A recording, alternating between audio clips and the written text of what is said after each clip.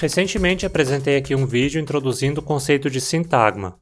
Se você não viu, vai lá dar uma olhada, hein? Vimos lá que um sintagma é sempre formado por um núcleo, que muitas vezes é acompanhado por um ou mais dependentes. Esses dependentes especificam melhor o núcleo, nos passam mais informação sobre ele. Pois bem, as línguas podem usar diferentes estratégias para indicar como o núcleo e seus dependentes se relacionam. Muito frequentemente isso é feito a partir de morfemas que são conectados aos dependentes ou ao núcleo e que especificam como a relação funciona. Esses morfemas marcam o núcleo ou o dependente, por isso chamamos o fenômeno de marcação. A marcação pode ocorrer tanto no dependente quanto no núcleo. Vamos ver exemplos de marcação dos dois tipos em 3 tipos de sintagmas: sintagma nominal, sintagma aposicional e sintagma verbal. Comecemos pelo sintagma nominal, que sempre tem um nome como núcleo. Se você até hoje só estudou línguas indo-europeias, provavelmente só está acostumado com línguas que fazem a marcação no dependente. Então vamos começar com essas. Vamos usar como exemplo o sintagma a casa do homem. Aqui casa é o núcleo do sintagma. Afinal, é sobre uma casa que estamos falando, né? A expressão do homem é um complemento. Ele descreve a casa. O artigo definido é algo mais polêmico que a gente vai abordar em outro vídeo. Por enquanto, vamos ignorar ele. Em português, o complemento aqui é formado por um sintagma preposicional, mas a gente pode dizer que a preposição de marca a relação do homem com a casa. E como ela faz parte do dependente e não do núcleo, o português pode ser visto como uma língua com marcação no dependente. Mas existem línguas que deixam isso mais claro. Veja essa mesma expressão em inglês: the man's house. Note aqui como o homem, que está servindo como dependente da casa, está marcado com o sufixo s.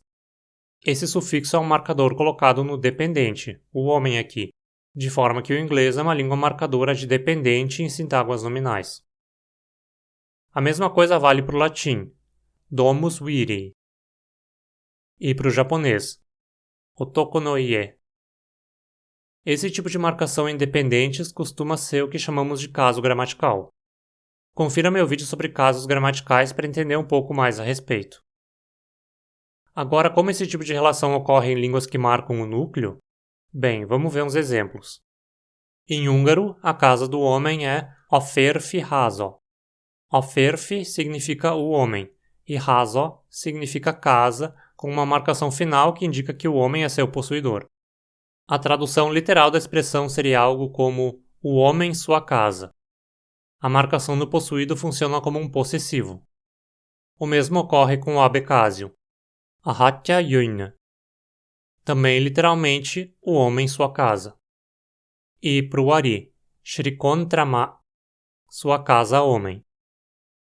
Perceba que em línguas que marcam o núcleo, mesmo que você elimine o dependente, ainda pode manter parte da informação no núcleo. É como dizer sua casa nesse caso. Não deixamos mais claro de quem é a casa, mas ainda fica claro que ela pertence a alguém. Em línguas que marcam o dependente, isso não é possível, pois tirando o dependente, fico com apenas casa. Agora vamos ver exemplos com sintagmas aposicionais. Esses são sintagmas cujo núcleo é uma aposição, ou seja, uma preposição ou pós-posição. Vamos tomar como exemplo o sintagma na casa, onde temos a preposição em formando o núcleo e a casa formando o dependente. No alemão, a expressão fica in dem Haus, com o caso dativo marcado no dependente da preposição. Em russo, w domie, onde também marcamos o dependente, nesse caso com o caso preposicional. Como exemplos de línguas que fazem a marcação do núcleo, temos novamente o abecásio. Unikol. Aqui a tradução literal seria algo como nela casa. A pós-posição inclui um marcador que funciona como um pronome pessoal. A mesma coisa ocorre com o naotli, ipankali, literalmente, nela casa. Mais uma vez, vemos que a marcação do núcleo permite que o dependente seja removido. A gente pode dizer apenas nela nesse caso. Numa língua marcada no dependente, dizer apenas em não faz sentido. E agora vamos ver o funcionamento num sintagma verbal. Vamos usar como exemplo a expressão vejo a casa. Exemplos de marcação no dependente vemos no coreano. Chibulbunda, onde o objeto é marcado com uma partícula ou caso acusativo. O mesmo ocorre no latim, domum video, onde a terminação do caso acusativo aparece no dependente. De exemplos com marcação no núcleo temos o Swahili, naiona nyumba, literalmente algo como vejo-a, a casa. Temos um morfema dentro do verbo que faz referência ao objeto direto. Em Nahuatl ocorre a mesma coisa. Nikita Kali, vejo-a, a casa. Mais uma vez, as línguas com marcação no núcleo têm mais facilidade de eliminar o dependente do sintagma. Fazendo isso, o sintagma ainda significa vejo-a, enquanto numa língua com marcação no dependente, ele fica significando apenas vejo, que não diz nada sobre o objeto. Em línguas indo-europeias, e outras também, o verbo tem marcado nele muitas vezes uma indicação do sujeito, certo? Como em vejo, que pela conjugação deixa entender que o sujeito da frase é eu. Mas se o sujeito é complemento do sintagma verbal ou não é também assunto para discutir em outro vídeo. As línguas que são amplamente de marcação no núcleo são frequentemente chamadas de línguas polissintéticas. Um termo um pouco ruim, pois tenta fazer uma comparação com o funcionamento de línguas sintéticas com marcação no dependente. Mas isso é assunto para ser discutido melhor em outro vídeo. Então se inscreva no canal e ative as notificações para ser informado de quando esse e outros vídeos saírem. E aproveita e deixa a sua curtida também.